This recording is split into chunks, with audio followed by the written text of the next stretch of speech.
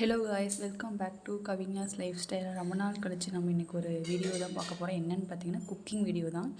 என்னென்னு இன்றைக்கி என்ன சமையல்னு பார்த்தீங்கன்னா கருவாடு தான் நம்ம செய்ய போகிறோம்.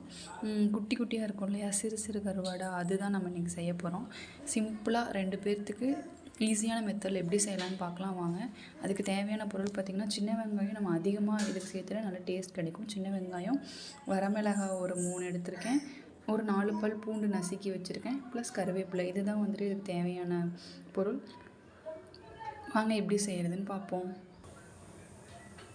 இப்போ கருவாடு செய்கிறதுக்கு நம்ம பேனில் எண்ணெய் ஊற்றி கடுகு போட்டேன். கடுகு நல்லா பொரிஞ்சிருச்சு. இப்போ நம்ம கட் பண்ணி வச்சுருக்க சின்ன வெங்காயம், வரமிளகாய், கருவேப்பிலை, பூண்டு இது எல்லாத்தையும் நம்ம இதில் ஆட் பண்ணி நல்லா ஃப்ரை பண்ணிக்கலாம். ஃப்ரெண்ட்ஸ், ஆனியன் பாருங்கள் இந்த அளவுக்கு நல்லா ஃப்ரை ஆகிடுச்சு. இப்போ இதில் நம்ம என்ன ஆட் பண்ணிக்க போகிறோன்னா, நார்மல் சைஸில் 2 தக்காளி கட் பண்ணி இதில் நம்ம ஆட் பண்ணிக்க போகிறோம். ஃப்ரெண்ட்ஸ், தக்காளி போட்டதுக்கப்புறம் இதில் தேவையான அளவு சால்ட்டை ஆட் பண்ணிவிட்டு தக்காளி நல்லா பாயில் ஆகிற வரைக்கும் நம்ம வெயிட் பண்ணிக்கலாம்.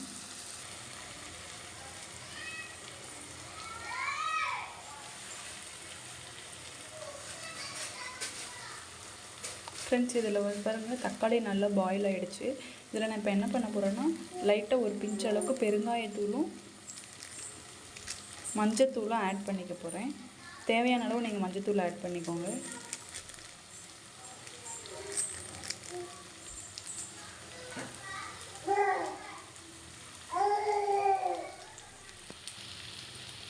ஃப்ரெண்ட்ஸ், இதில் நான் இப்போ என்ன பண்ண போகிறேன்னா, வீட்டிலே அரைச்சா குழம்பு மிளகாத்தூள் 1 ஸ்பூன் இதில் ஆட் பண்ணிக்க போகிறேன்.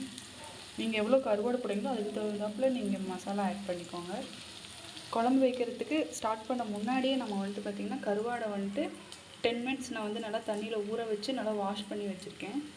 இது நல்லா மசாலா மிக்ஸ் பண்ணிவிட்டு கொஞ்சம் நேரம் மூடி வச்சதுக்கப்புறம் ஸ்மெல் போனதுக்கப்புறம் நம்ம இதில் கருவாடை ஆட் பண்ணிக்கலாம். ஃப்ரெண்ட்ஸ், இதில் வாஷ் பண்ணி வச்சுருந்த கருவாடை போட்டுட்டு தேவையான அளவு தண்ணி ஊற்றி வச்சிட்டேன் நான்.